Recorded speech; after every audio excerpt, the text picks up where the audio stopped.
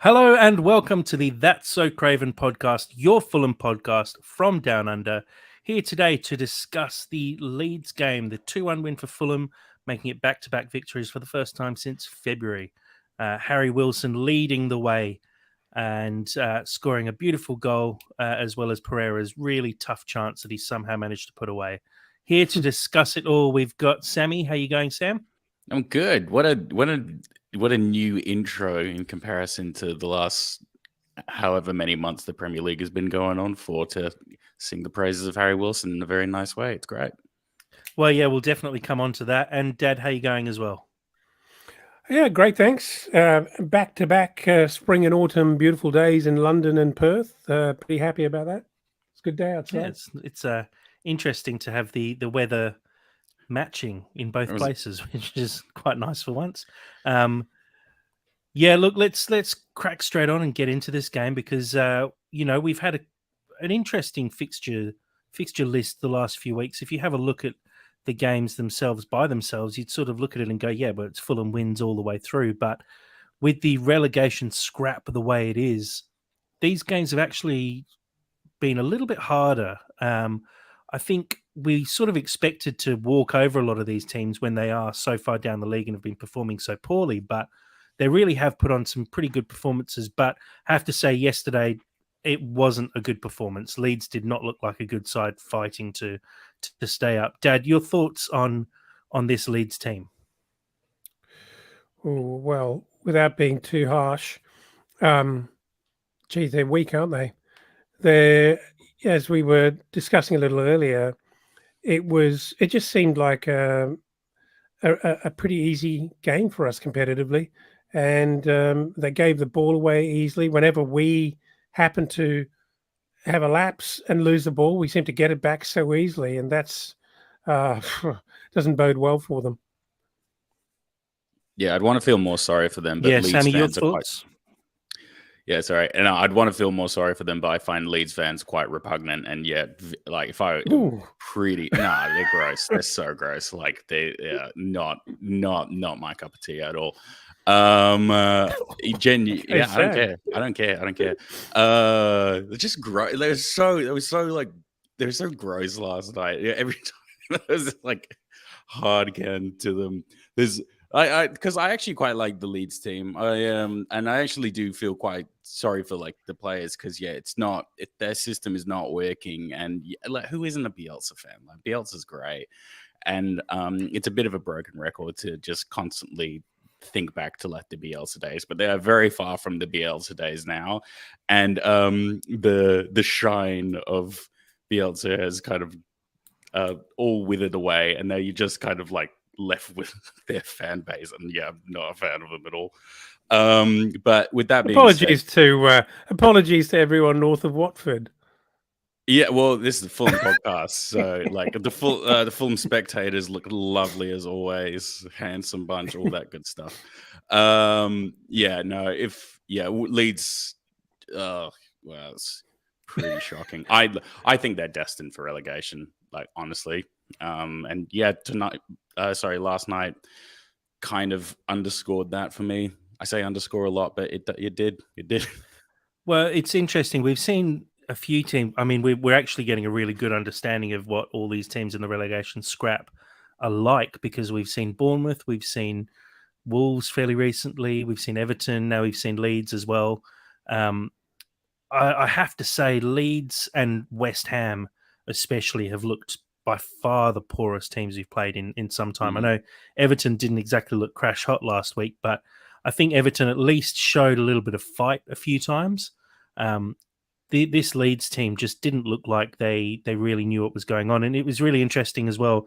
I saw a few comments from Javi Gracia, the Leeds manager, post-game, basically saying, we're still trying to work out who our best 11 is.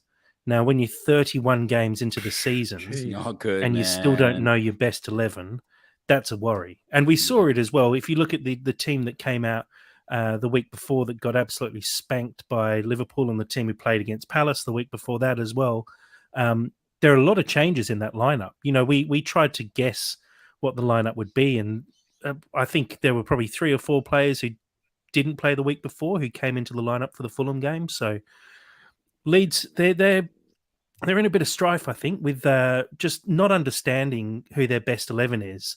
At this point in the season, it's obviously tough when you've got a change in managers, things change, and he's trying to understand the team as well, but they just don't look like a unit at all. And I think they're probably favourites to go down alongside Southampton, and I'd say West Ham. I think have a few problems there as well because they're just unable to pick up points at the moment, and that's what you need to stay up. But at the end of the day, these games are always going to be quite tough, even though it seems like it's an easy game for Fulham coming up against a team that aren't playing well. We've seen how things can really quickly change and how recent form doesn't really mean anything in the Premier League sometimes. So a really solid win from Fulham to actually get the points and score a couple of goals and a couple of good goals as well. Let's talk about the first half, though, Dad. It was a bit of I won't call it a bore draw as such, but it wasn't the most exciting first half, and neither team really looked like they had a foothold on the game. Look, I think it's safe to say, I don't think we're exaggerating to say that Fulham were in control without dominating or really looking that dangerous. But we certainly never ever looked like getting exposed. Our defence was actually very good, I thought, and very stable throughout the first half.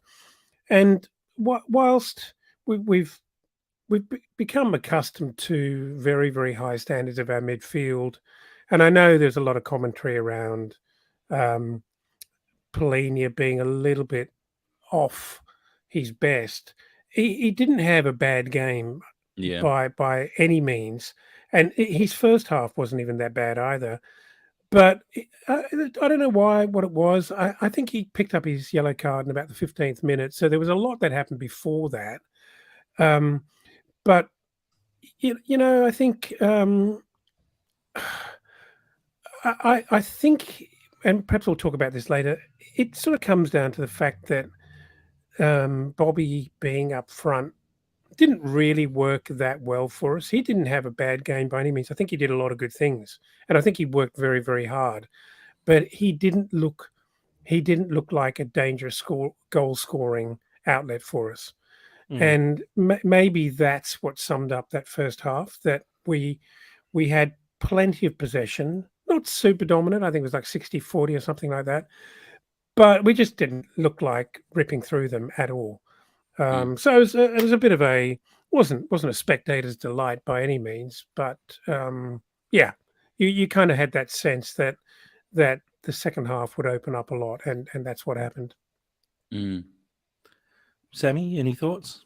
Yeah, I think I was listening to actually this is related. I was listening to Tifo the other day, and they were talking about how they were interviewing the previous Bournemouth manager, not Scott Parker, the one previous, I can't remember who it is, but he was basically saying how when you're a coach, pretty much like it's really like game days is really, really nerve-wracking because you're drilling stuff into your players all game, but then when you're actually there, you don't actually have a lot of control over the actual like how they're going to play, and you can have a bit of a chat with them at halftime, and that's basically the only time you actually get to like reset. And it was real interesting because like obviously Bobby's been at the club a long time. He's played striker before, but it was very evident that it was always just going to be Willian, Pereira, and Wilson that were going to be our main attacking threat. And I think in the second half, because you could see glimpses of it in the first half, I thought Willian actually played a really awesome game. Obviously, like Wilson's the poster boy, but I thought Willian was excellent all game, and he was our main kind of like he was pushing us forward in a really awesome kind of way, as well as Wilson as well. But yeah, I think in the first half, we kind of tried to play target man a little bit. And then the second half, we kind of reset our priorities and made all of our attacking chances come from our wings. And I think, yeah, it massively helped us in the second half. I don't know. What do you guys reckon? I want to know how much Tifo are paying you. Yeah, I just think they're great. Can I just say, Jack, It is an interesting point, though. you haven't had a lot to say here, but can we just have a moment to celebrate the wonder that is watching Willian? Oh, he's so good. He's a gorgeous footballer to watch, and so good. I love Marco Silva's fascination or interest in Brazil and to a lesser degree Portugal, and you know, obviously very, very keen to keep hunting in that area for talent.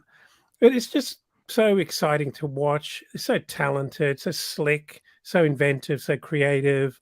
You know, it's just a lovely thing to watch. And as I'm not sure if we said we were talking about that before we started or during this podcast, I can't remember now, but it's been a while since we've had that at Fulham, and maybe it goes back to the Mel Bronc days of kind of tricky footwork and slick players. It's a joy. It's a joy to watch, and kind of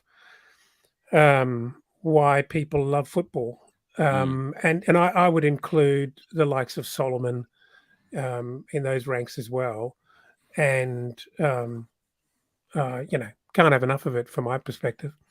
Yeah, we were talking about it just before we started, just basically saying how great it is to have all these tricky players at Fulham. And, you know, Mal Bronc is a good example. Someone like Berbatov, who had silky skills.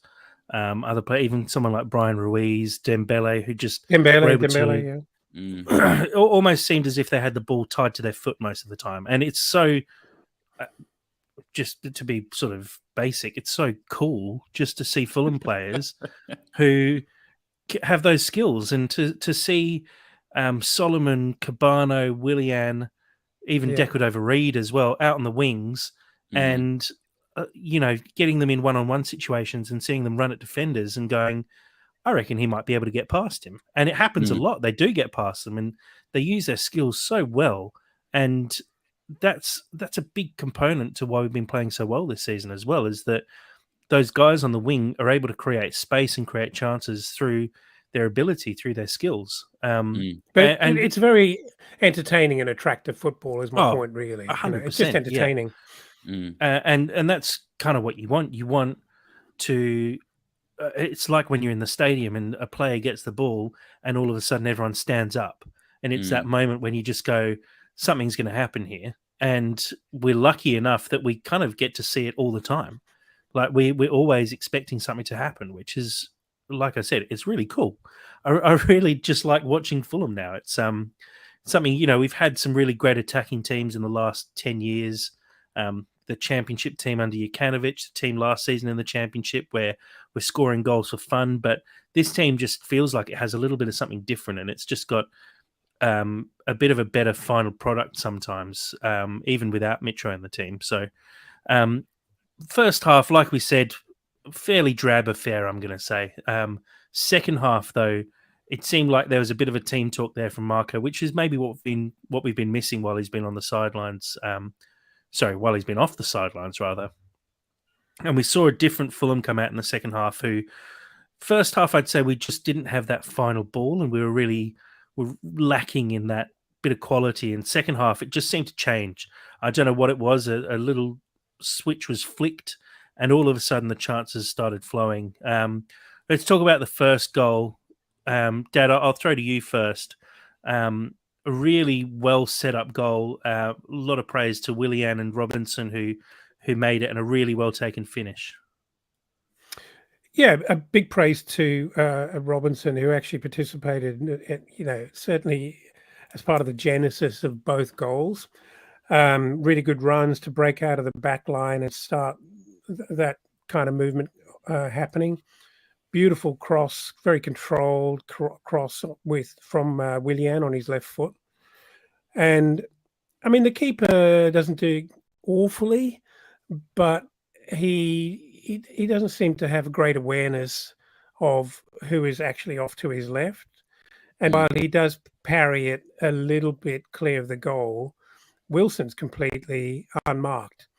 And he has quite a lot of time, really, to settle, but the ball is bouncing, and he does really well to keep it down and slot it away. And, you know, that's never going to be stopped at that range, and it just a great thing to see. Harry Wilson, like you say, I think it was you who commented, Jack. There were some moments where in the first half he still seemed to be brushing off a bit of rust, but just the way he's running with his head up, you can tell the confidence is coming back. You know, he's a different player from just 3 or 4 weeks ago, and I don't know that he's completely back yet, because maybe Harry Wilson's really back when he puts a cross in with his right foot, as opposed to trying to toe poke one in with the outside of his left foot, for example. But you know, it's great to see, taking nothing away from him. So happy. I'd be happy for him to score every single week going on from here, because you know, we've had a bit of a tough run emotionally in the last 4 to 6 weeks, with everything from Man United, the whole drama of the ban, all the media being on us. And it's been a bit drab, to be honest. It's been fairly negative. And, you know, we've had Cabano out for such a long time. Obviously, over the last couple of months, we've had Solomon being drip-fed back into the squad. But how good is it to see both Wilson back into it now and truly available as a real option for us on the wing, and Cabano being back in the mix as well? You know, so good. If I was like a sports psychologist, I would find just Harry Wilson so goddamn interesting, because I think he's actually a really, really phenomenal player. I mean, like, he was signed to Liverpool, so they must have seen something in him. And it's so interesting how like confidence affects him, because yeah, I think you are right. He's not fully back yet, but like the past 2 games, he's been so good. And literally the only thing I think that's actually getting in Harry Wilson's way is legitimately Harry Wilson, because that goal that he scored, that was such a good goal. It was so well struck, so well taken. And just like, you can tell that he's got like such genuinely good instincts when he's not like in his own head about it. Like when he's just playing and actually got confidence in his ability, he's really good. And you just kind of forget about it, because like he's been Harry Wilson the past season. And yeah, it's fascinating to me. Yeah, he's definitely on his way back. I think we can comfortably say he's not fully, I'm not ready is the wrong word, but he's not fully there yet, which is fine, because there's not a huge amount of pressure on us at the moment. But I feel like we saw it a little bit in the first half, and I think I know the moment you're talking about, Dad, when he was streaming forward. Fulham had options. I think it was Pereira out wide, and all Wilson needed to do was pass the ball into space in front of him, and he just took maybe 1 or 2 too many touches, and the opportunity was gone. And it's not an error, but it's a lack of confidence, and confidence in himself to just go, you know what, I know the ball I need to play here. I'm looking up, I'm match fit, match sharp. I can put that ball into Pereira every day of the week, and it's a goal. And he's just missing that little edge. But we saw it again, like, you know, I think Harry Wilson of maybe a month ago or even 2 months ago, the chance that he took for the actual goal, I think he maybe would have tried to take a touch. He maybe would have tried to bring it down and then lay it back or something like that, where it's just that lacking confidence and not trusting in himself. But his instincts seem to be just coming back a little bit. That's the right word. That's the right word. It's instinct over slightly overthinking it. And I feel like he's starting. We're starting to see that from him, where he's making the right decisions. He's moving a little bit better. I think we're going to see a lot more from Wilson, and I think we'll probably see him start a lot more games for the rest of the season. I'm looking forward to seeing him joining back up with Mitro as well, because in the Championship, Mitro and Wilson were so potent together. And I reckon with Wilson being back in the zone a little bit, we could see even more come from that in the last few games of the season. And to be honest, I think Wilson, with his last few performances, is probably getting himself a contract extension, because I think we were looking at him potentially being moved on at the end of the season. That's what we've been talking about in the last couple of months. but with his recent performances, he's starting to prove that he is a Premier League player, and hats off to him and apologies to him, because I think we'd all sort of written him off in the last few weeks, and he's proven us wrong. You literally just put I was literally just about. I put it for those listening. We do a thing where we put our hand up when we want to say anything, and Jack, you literally just took the point directly out of my mouth. I didn't mean to. It's just as long as the point gets out there, I don't care. But yeah. No, completely agree. Yeah. So look, let's move on. Fulham going 1-0 up was always going to be tough for Leeds, especially with them not really creating any decent chances during the game. And only 14 minutes later, Fulham went 2-0 up. Dad, why don't you walk us through this one as well? Yeah. So actually, I can't remember exactly. More good work from Robinson down the left, a cross in, which the keeper again fails. Yeah. Okay. Yep. I do remember. Yes. Again, and a nice little talking point actually as well is, I think Robinson actually had a pretty good game, but geez, he had a very good tussle with Somerville, didn't he? And I reckon it's about 50-50 there in terms of returns. But Robinson gets down really quickly, and I'd say this is actually the kind of pass into the box that we really, really want from Robinson. It was fired in at kind of about neck or head height, really fired in a little bit close to the keeper, but Bobby Decordova-Reid actually gets in front of the keeper and masks him and really puts the keeper off. Genuinely going for the ball, but makes it very difficult for Menia. He spills it into the path of Pereira arriving in the box, again, completely unmarked. He has plenty of time. I mean, he literally stops, waits for the ball to bounce at a comfortable height, and then smashes it into the back of the net. He had so much time. But all in all, it's the kind of goal that happens when you are in ascendancy. It's always going to happen, and you have a few players arriving in the box, and you smash one in to the box, and whether it comes off a defender or the keeper, there's a couple of other players there, and there's always going to be someone to knock it home. Jack. Good goal. I wish we scored so many more of those type of goals, and I know whilst Mitrovic is up on his own in the box, we are unlikely to score lots of those sort of goals. But God, we need to play football like that for me. Jack, I don't know about you, but it felt so FIFA career mode for me. Like it felt so kind of like just straight in the box kind of thing. Like, for me, Pereira went full NPC, and that's definitely not a bad thing. But it was just funny. Well, I have to agree. It was actually, and it's unfortunate, Robinson effectively created 2 goals here. I don't actually think he's been credited with assists for either of them. Interesting, just as Black, White and Fred comments Robinson's first assist of the season. I actually, unfortunately, think Robinson didn't pick up the assist for that goal, because the keeper gets a touch on both of them, which I think negates any assists. But all credit to him, because, and again, we have to sort of take our hats off and say we were wrong, where the last few weeks I've said Robinson's final product hasn't been good enough. And I did bag Robinson out, saying he's only got 1 assist in 2 seasons in the Premier League. And all of a sudden in this game, he comes out and effectively gets 2 assists. Admittedly, not to his name, but I think deservingly so. We should acknowledge that he had a really good game and kind of deserves those assists. But yeah, look, it's a good finish. There's not much that needs to be done there, so I don't think we can harp on about it too much. But I'm glad Pereira's picked up a goal. I think he's also a confidence player, and I think we would have probably liked to see a few more goals from him this season. Sammy?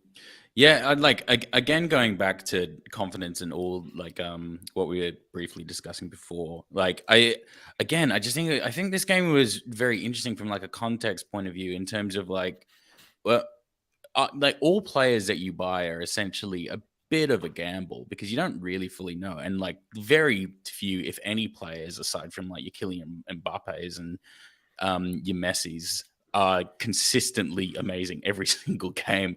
But it's really, really interesting how like performance kind of flutters throughout the season. And we've just been extremely fortunate, I think, where for at least one game, or like maybe honestly probably about at least 3 games for every single like player in our starting lineup, they've had a peak performance. And when they haven't necessarily had as good games, there's been somebody else to kind of like pick up the stripe. I don't think we've actually had a game all season, really, arguably against Newcastle, where we were all crap and somebody didn't necessarily have like a standout.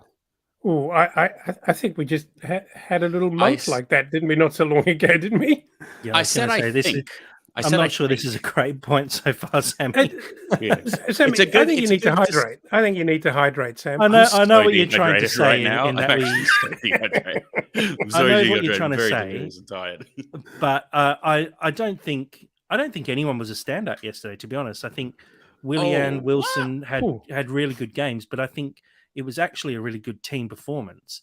I think if you took Wilson or Willian out of that team and put someone else in, I think we still would have got the result. I'm saying that our plan B, which is sort of what we've called the last few games, is more about the whole team working as one, whereas plan A seems to be just put the ball to Mitro and he'll do the job. That's obviously simplifying it massively, but I think the main thing is we're actually working as a much better unit in the last few weeks. And I think that's the main thing that is giving us these good results and these better performances. I don't think you can put it down to individuals carrying us, because you look across the board, Tosin had a really good game, Ream had another good game, Robinson had a good game, Willian, Wilson, pretty much everyone had a good game. Possibly only Polina being the one who I think was a little bit off. And, I tweeted after the game in my full-time thoughts that I thought the only negative that you could take from this game was that Polina again looked slightly out of form. And I copped a tiny bit of backlash from it as well, with a few people disagreeing. But yeah, I sort of stand by the point that I don't think Polina played badly. I think Polina had a sort of 6 out of 10 performance. And for me, Polina needs to be having 8 and 9 out of 10 performances every week, because we know that he is a top 4 player playing in a Fulham side that's not a top 4 side. So he's obviously streaks ahead in terms of quality of everyone else in our team. And so when I say he's out of form, I just mean he's not giving 9s and 8s, 9s and 10s every week. And I think that's fair to say that he's looked a little bit off the boil, and I don't know if it's fitness. I don't know if it's just a bit of fatigue, having had such a big season, and the fact that defensively we have kind of relied on him quite a lot this year. Dad, do you agree Polina's been a little bit off recently, or am I seeing things? No, I think it's true. I think he was no doubt affected by that yellow card. He seemed a little bit despairing of fairly harsh judgment. It was a pretty crap tackle, but it wasn't awful. And in the context of Jack and I were texting and commenting on how much the ref was letting things go, which is always good to see, because there's without being he was in control of the game, but he was letting a lot of things go in both ways. And my comment is always that there always comes a point in a game where that's got to be reeled in, because the more you let go, the more players push it, and it's very difficult for a ref to let very tough challenges go in the forward in near the box. It's like parenting teenagers, isn't it? It's like, yeah, getting that level right is really difficult. And then you let something go, and there's a tackle in the box, and it goes to VAR, and the VAR team are thinking quite differently to how the ref on the field is feeling, and then it all goes to shit. But having said all of that, I think he actually did a good job, the ref, and he was in control, and there were no yellow cards being pulled out willy-nilly. But back to Polina. I don't know, a couple of times he just seemed a little bit slow to the ball and maybe just a little bit less aggressive than you'd normally expect from him. And he by no means had a bad game because he did quite a lot of good things. And there are a couple of little passes were a little bit undershot and whatever. And I think he's probably suffering from very, very high expectations. He's had that good a season. We've come to expect so much of him. When he has a B- game, which is by no means a shit game, if he has a B- game, it's noticeable because it's normally a solid A. And that's what I mean as well, is that, he didn't have a bad game. It's just not up to his usual standards. Like as probably one of the biggest Jalapeno fans you'll ever meet, and like knowing all the context, he's had a roller coaster of a season. So he's got all of this new attention. He is the poster boy of Fulham at the moment, for me at least. And like he's got all this attention from like top 6 clubs. He's just had a kid. He's probably like only sleeping like 2 hours a night, just pumped full of adrenaline, oxytocin, and like, yeah. He's had a serious year. Like I wouldn't be surprised if he's fully burnt out. And his entire game is just being a beast and like tackling absolutely everything in sight. Ugh, it's a lot. It's been a long year for João Palhinha. Oh, 100%. And we all love Palhinha as well. I think that's fair. It was unfortunate. We'll talk about the own goal. It was off the back of a fair bit of Leeds pressure, and unfortunately, we just didn't deal with it. It was, I think, 4, maybe 5 corners in a row. I think for the whole game, Leeds only had 6 corners in total. The ball's going wide. Unfortunately, Palhinha just finds himself in the wrong place at the wrong time. It's being stabbed slightly wide of the post, hits him on the chest. There's absolutely nothing he can do about it. Unfortunately, deflects into the back of the net. Yeah. And he looks so gutted. He looks so gutted as well. I felt so sorry because he just knew there was absolutely nothing he could do about it. And that's wrong place, wrong time. Yeah. But look, and it's something that the commentator said after Leeds scored that second goal in the post game. I think it might have been Darren Bent talking about it, basically saying, at that point in a game, you're 2-1 down, you're on the verge of relegation.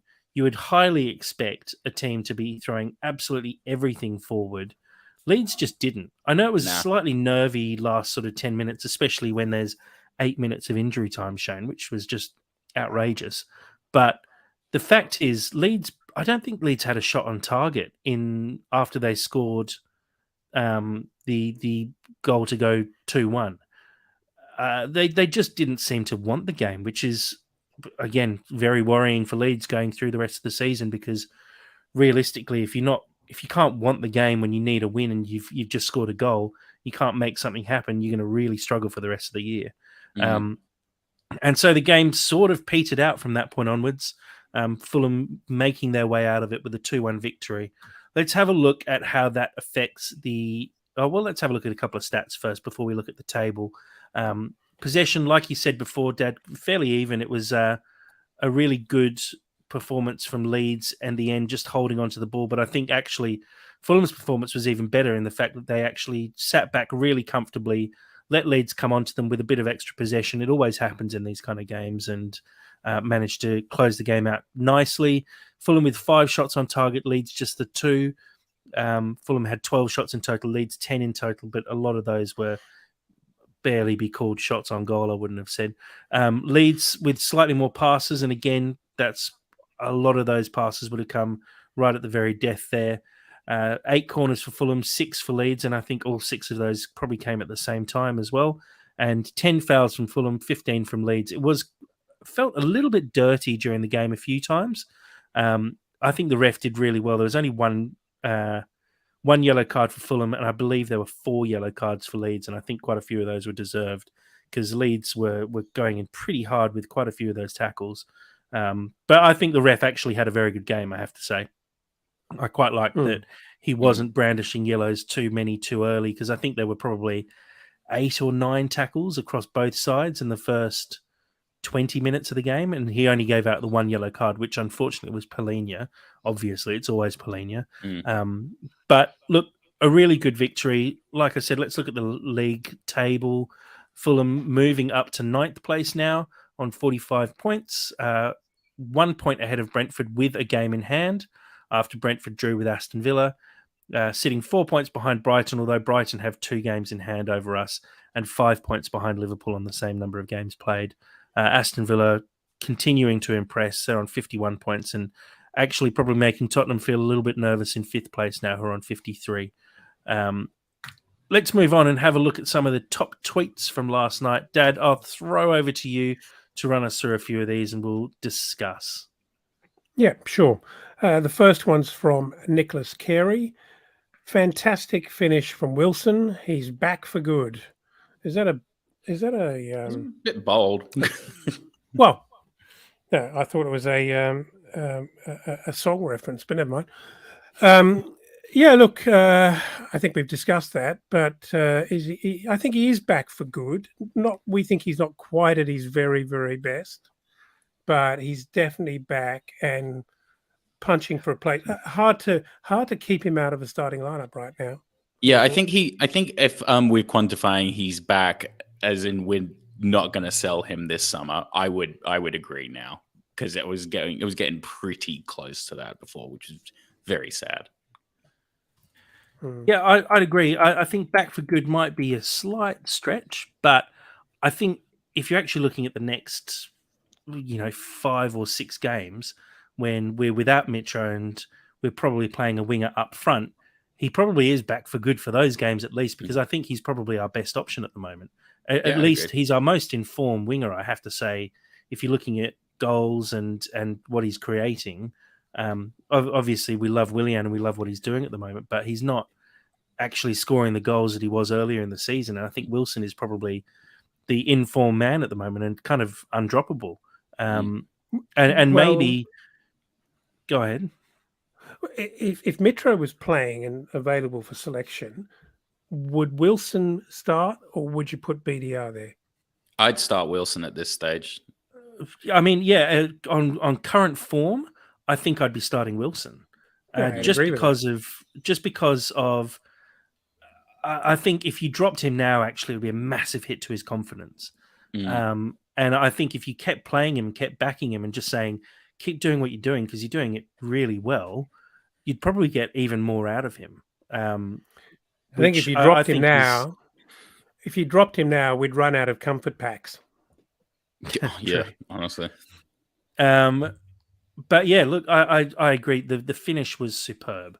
I think that was a really tough chance, and I actually didn't think he took it first time at the time. I was watching it and realized he finished, but the fact that he actually hit that first time on the turn round his body and to not blaze that over the crossbar, which is kind of what you expect to see. Nothing against Wilson, but I think from any player, you sort of expect them to get underneath that. The fact that he managed to keep on top of it and finish so well, yeah, beautiful finish from Wilson, and that's going to give him a lot of confidence as well, because that was a tough chance to put away. Next one, this one from Cottage Analytica. So 0.73 apparently, with a confused, quizzical face emoticon. And I think he's referring to an XG here. Player Pereira, time 72 minutes, probability 73%. What was the XG on that one? Yeah, I would have thought the XG on an open goal with a keeper behind you on the floor is about 1. It's interesting. This was I think I saw Opta stats said that it was a 0.95. I'm not sure where Cottage Analytica picked up their probability from for this one, but the fact that was only given 73% by whatever this website was makes me lose a little bit of faith in XG sometimes, because that's a 0.99 when you're 2 yards out. It's much harder to miss from there than to score. So I think 0.73 is roughly what you get for XG for a penalty most of the time, as in you're expected to score at 73% of the time, roughly. So the fact that his open goal from 2 yards out was given a similar probability is a bit of a weird one for me. Is that like quantified on like ridiculous face and faith in Melee as a goalkeeper to be able to. Melee was on the ground. He's on his knees. No, it's possible that they're saying Melee is so good that it's there's a 15 or 17% chance that he might miraculously, or 27% chance rather, might miraculously bounce up and manage to get across. I mean, to be fair to him, he made a really good save from the Willian free kick, which almost won me $800. But I am not buying for. anyway. I'm not buying for once. I understand that he's 23. I understand that he's super young and had a lot of starts in the Prem. I get that, but I am not buying for 1 second that he is the future of French goalkeeping. He doesn't look like he's got the bite. He looks like I could kick his ass, honestly. Like, yeah, he didn't look great to me. Yeah, poor old Melee. He would have had to have a knife to stop Pereira there. Honestly, though, honestly, I don't even think that he'd have to throw the knife and hit as well from that distance. Honestly, Yeah, I don't think it's got anything to do with him being young, because I reckon like an 18-year-old Bert Leno would scare the shit out of me as well. Like, I'll tell you one thing, Melia, he's good at. He's actually very good with the ball at his feet. yeah. He's actually very, very good. I was watching him when the ball was passed back to him a couple of times. We were sort of trying to press and put pressure on the left and right back, and he was switching play and faking it really well and moving the ball between his own feet really quickly. He's not terrible, but he just looks a little bit rabbit in the headlights sometimes. He's got a. I think he's not a terrible keeper. I just don't think he's quite good enough. I think he's probably got the ability by down the track. French standards as well. Like, I'm sorry. Well, Lloris is terrible, so by French standards, I think he's all right. Okay, no, that's actually a very good point. Yeah. Anyway, let's move on. Let's look at one here from Fulham in Japan, at Fulham_Japan on Twitter. And they say, Willian, Solomon, Andreas, Wilson, and Neeskens, we have so many ballers. And he's absolutely right. As we said before, it's exciting. Lovely to see Cabano back. Poor Love. He looked a little bit out of sorts. The ball was sort of hitting him a few times as he was, in the middle of it, as one expects if you've been out for 6 months. But just it's kind of a tough little time to come back into the game for Cabano as well. You come in 2-1 up, trying to save the game, and there weren't many opportunities for him to really show what he can do and showcase his abilities. But I think an Achilles injury is pretty brutal.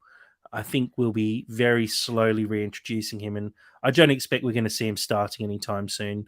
I don't expect we'll see him get more than 10 minutes in most of the games, and he probably doesn't get risked for the rest of the season realistically, unless we really need it. Now that we've got Wilson back in form and fit, and Solomon as well, I don't think there's a huge amount of need for risking him.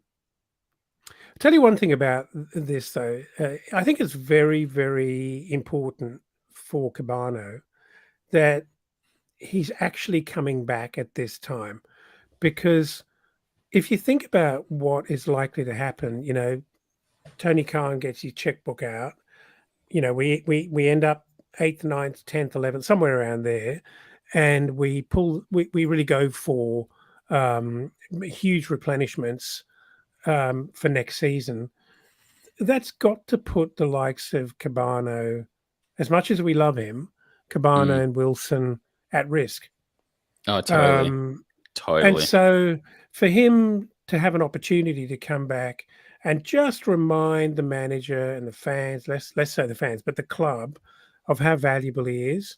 And if you think about, even if Bobby Decordova-Reid, we should possibly add to that little group as well, although maybe Bobby Decordova-Reid doesn't qualify as a baller.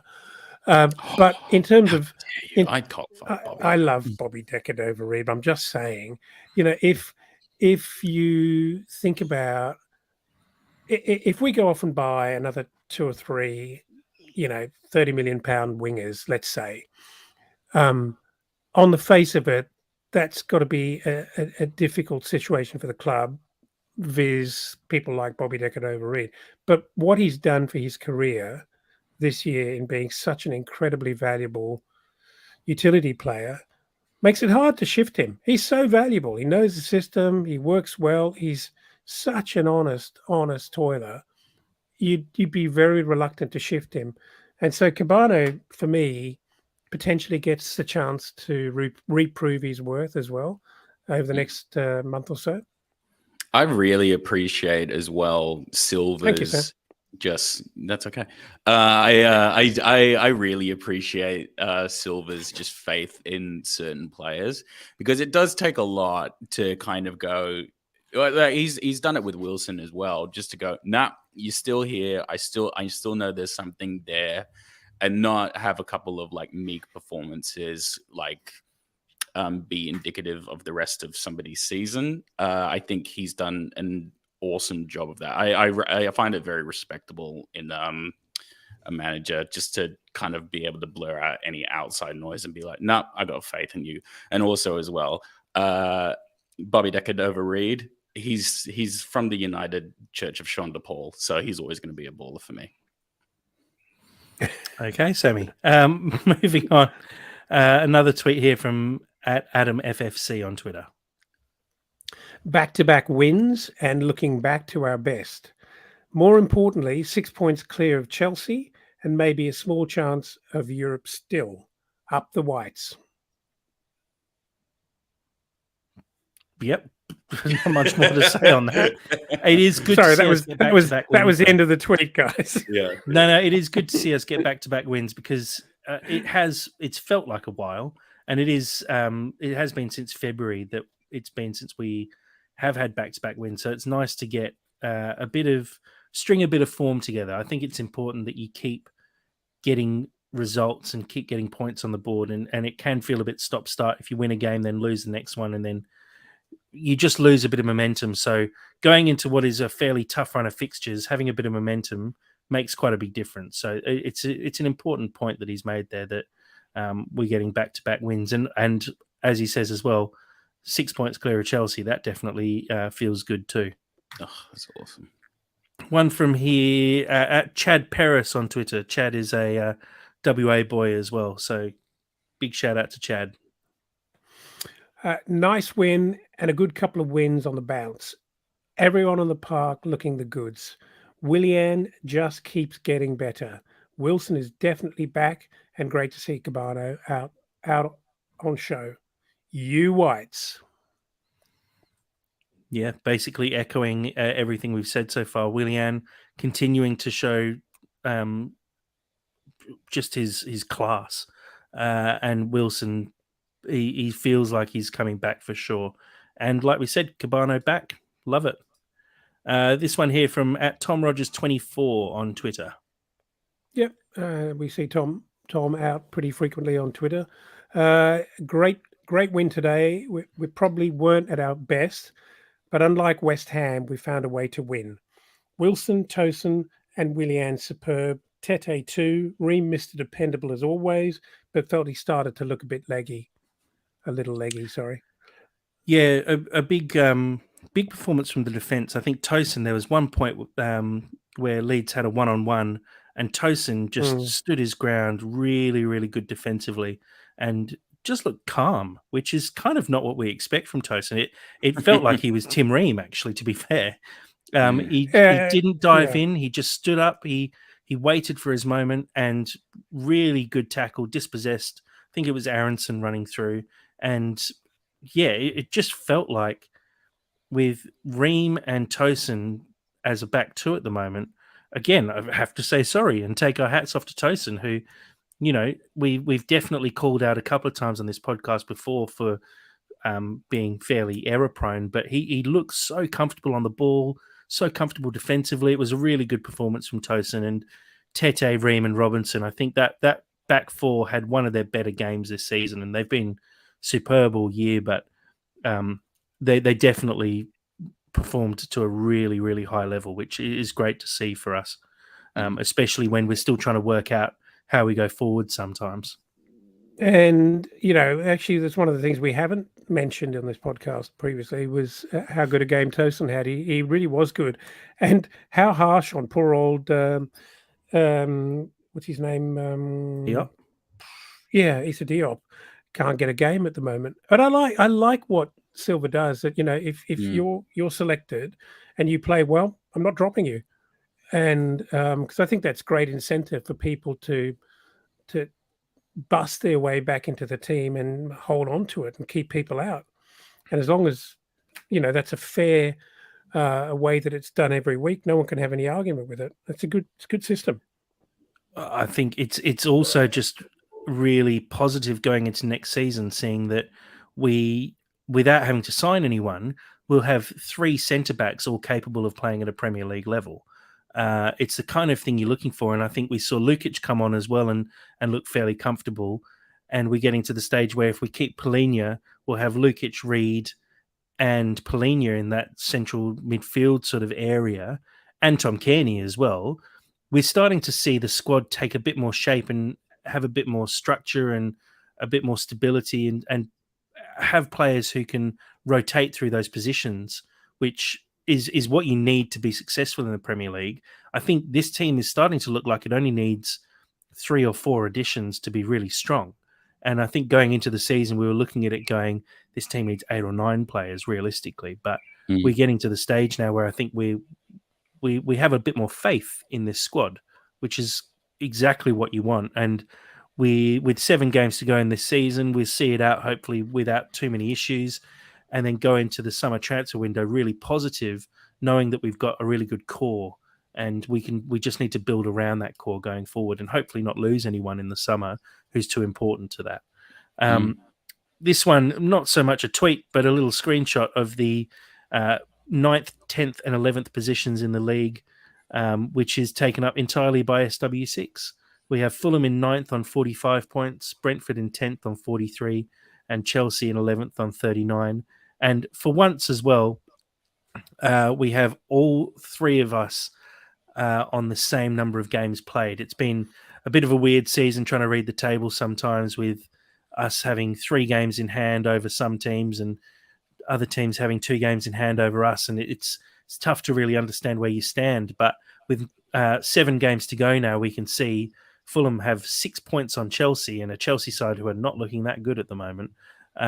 So hopefully we can hold on to that. Hopefully we can stay above Brentford as well for the rest of the year. But as Black, White and Fred says here on the live stream from YouTube, back-to-back wins feels even better when Brentford haven't won in their last 5. Totally agree with that for sure. Black, White and Fred is such a good name, just quietly as well. A couple of little bits of news through tweets as well here that I've just pulled up. This is from at Anfield Edition, who are a Liverpool news tweeter, but coming from Fabrizio Romano. Fabio Carvalho will leave Liverpool this summer. So that was announced on Fabrizio Romano's Here We Go podcast. Carvalho just not getting the opportunities at Liverpool. He's unhappy there. It's something that has been talked about a lot and kind of talked to death a few times as well. Just a very short one word from both of you. Sam, would you take Carvalho back permanently? One word? Really? One word? One word. One word. Yeah, I would. And Dad? Yes to permanent, no to a loan. How come he gets more? Well, it hasn't been confirmed. He's going off now. I only got one word. Yeah. Dad, go. Well, it's not being confirmed. I knew that would happen. It's it hasn't been confirmed that he's actually leaving Liverpool, although Fabrizio Romano, pretty reliable source. But if he does leave and it's a loan, why would we be interested in that?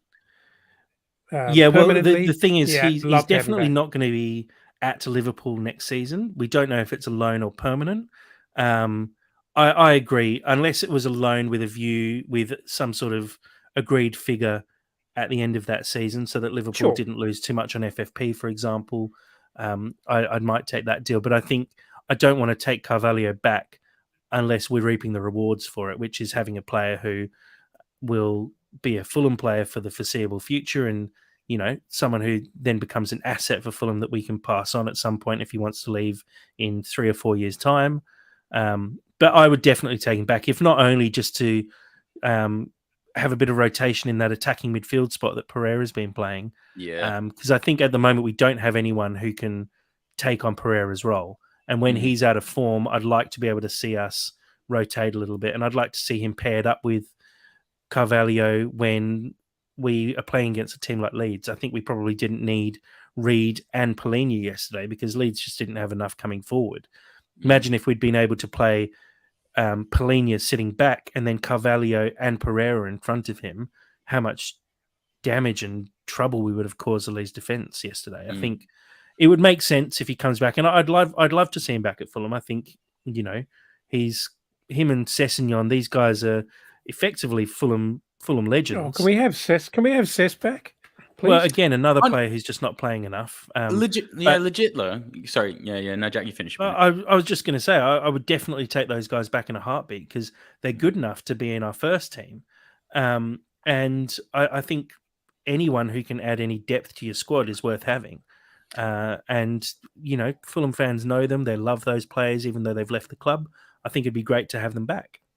For me, the only reason why I'd actually really take Carvalho back is just purely because Pereira just doesn't have a reasonable backup, and it's very kind of like it really just makes sense to actually have him there because it's literally his position. He'll be able to get game time.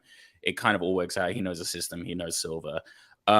Sess, I'm not sure. I'm not sure if I'd take Sess. I really, really love him, but I don't necessarily know where he fully shines in our current setup right now. Just with the way that we're playing. Obviously, you can mold it to have an excellent left back. But yeah, I wouldn't necessarily want to overcrowd that section. I don't know. I think based on what we saw from Sessegnon as a 17-year-old, I'd love to have him playing as that left back, similar style to Robinson, who is just bombing forward, ends up in the box fairly often, finishing chances. I'd love to see those guys both come back, and it's never going to happen. But even someone like a Harvey Elliott would be great to have back at the club as well. But never going to happen. He's past it now. And then we'll probably take Schürrle as well. I wouldn't take Schürrle. What's Berbatov doing? I reckon Berbatov could still go. I reckon Berbatov 100%. At this level, I'd still reckon Berbatov would dominate. Just with a cigarette in hand. No, I can totally see it. It would be great. And just a last one here on Burnt Leno. This one is from John Harrison at JHDHarrison1 on Twitter.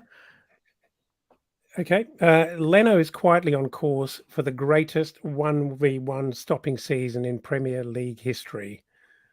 The Fulham goalkeeper has saved 31 out of 42 1-on-1s, 1v1s, which is 7.99 more than the average Premier League goalkeeper would be expected to.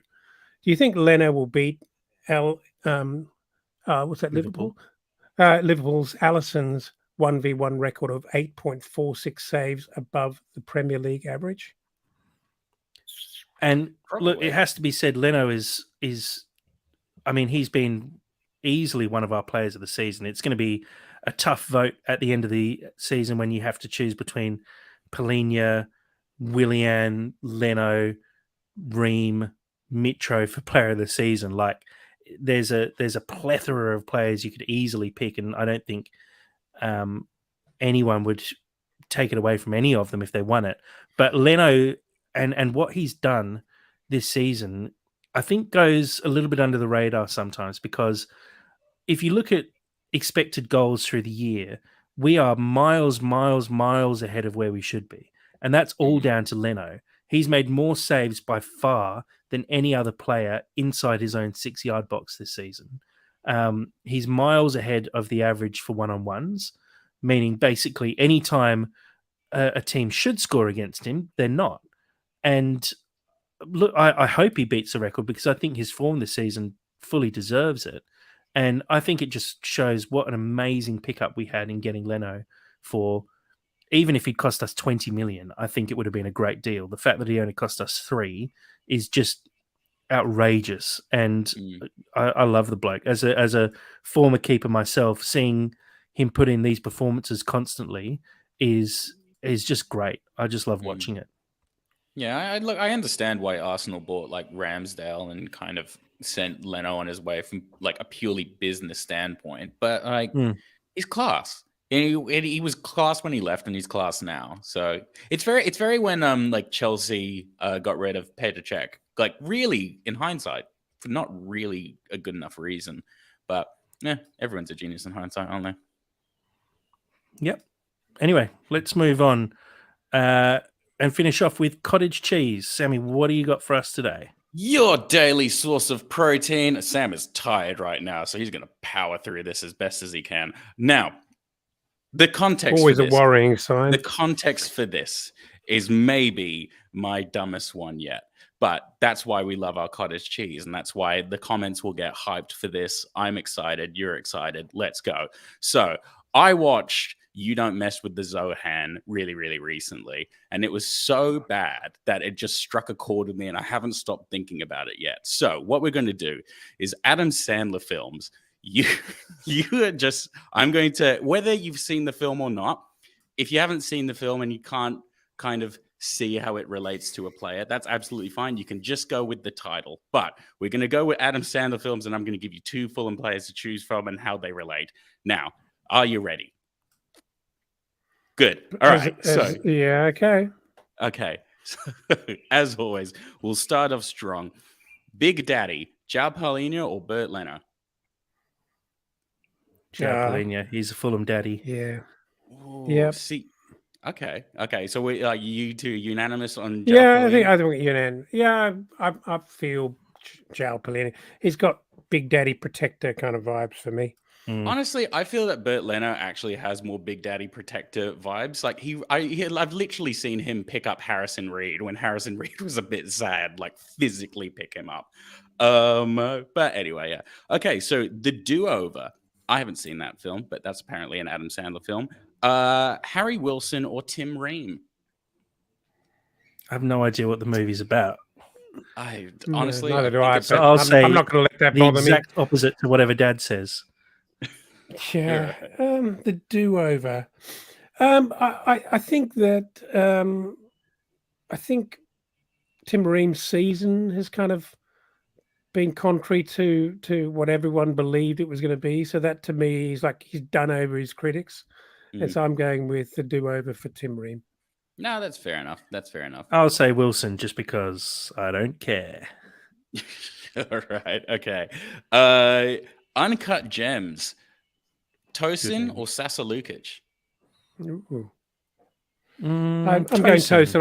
I've always believed Tosin to be a rough diamond, and someone. Don't make me pull up all your messages again. No, that's good. He has always been a rough diamond, and he's actually coming into bloom now. So he's starting to show his polish and his class. It's hilarious you saying those words. The hate has fully gone to Dan James now, which I find you're very targeted in your. I'm gobsmacked that you think you can say that. I'm picking Sasa Lukic just because, like, in a very earnest way. From what I've seen of Sasa Lukic, I think it's only a matter of time before he truly comes into his own. You Don't Mess with the Zohan. Now, upon watching You Don't Mess with the Zohan, he is an Israeli counter-terrorist who is very tricky and very incredible, but he also has a penchant for hair and doing haircuts. It's a ridiculous film. So Solomon or William? Sorry, what was the film name? You Don't Mess with the Zohan. It's about an Israeli counter-terrorist that wants to be a hairdresser. That is the film. I mean, it should be Solomon. Really, is Israeli, as on the nose as it is. I'm picking William just because he's class, and he's got great hair. Yeah, well, he has got great hair. I can't imagine William as a hairdresser because I don't think he ever cuts his hair. That's true. That's very true. It's just natural. I can imagine William walking in with his boot bag and like a fro comb about this big and nothing else, just like back combing it before he goes out. Fair. And finally, and the strongest one on this list: anger management, Marco Silva or Mitrovic? Oh, Mitro. Hands down, Mitro. That's the only good one so far as well, by the way, Sam. Oh, that's so fair. That's so fair as well. I actually think it probably has to go to penalties between the two of them. That's pretty close. Pretty close. I think Marco, being older, manages it slightly better, but I think there's no less anger there. Oh yeah. It's a different context of anger, but it's, if anything, it's probably he's got to be way responsible. He's always got to be responsible, and he always has to kind of apologize for his outbursts. It's more because he knows he's twice Mitro's age. He knows he's got to do better. So like I feel that Mitro is just constantly angry, and then he just has like blow-ups, whereas just Marco Silva is just constantly blowing up from like it, and it's great. That's why we love him. And that's this segment. Well, Sam, I think I'm really astonished about that. No, I'm astonished that actually the good save on that, Sam, was that I didn't know any of those films, not one of them, but the titles were strong enough that it actually worked. So I'm going to give you points for that. Thank you. Yeah, I'm going to go Polinia-esque. You should be doing better than a 6 out of 10, Sammy. I mean, if it wasn't controversial, it wouldn't be cottage cheese. Yeah, I'll let it slide this time. So look, guys, we can wrap it up there. I think we've been able to talk about another Fulham win, thankfully. Hopefully we see another in the next few games. We do have a tough run with Villa, Liverpool and Man City to come in our next 3. So hopefully we can talk about some good performances from those games. But it's going to be a pretty rough few weeks, I think, for us, especially as we're still finding our way. But I'm confident we'll be able to get something out of these games. And if we do get any points out of these games, I think it's going to set us up for a really wild end to the season where we could see some really interesting results. And maybe Fulham do have that late push towards Europe. So, guys, without further ado, Dad, thank you very much for joining us today. Thank you very much. Enjoy the chat. Sammy, thank you again for making the time and actually rocking up. Thank you for having me. I am dehydrated, but very happy that we had go this. And chug a Powerade and feel a lot better. Yeah. So, everyone, thank you again for joining us. Thanks to everyone who supports us and keeps downloading the podcast. We really appreciate it. And until next time, come on, you Whites.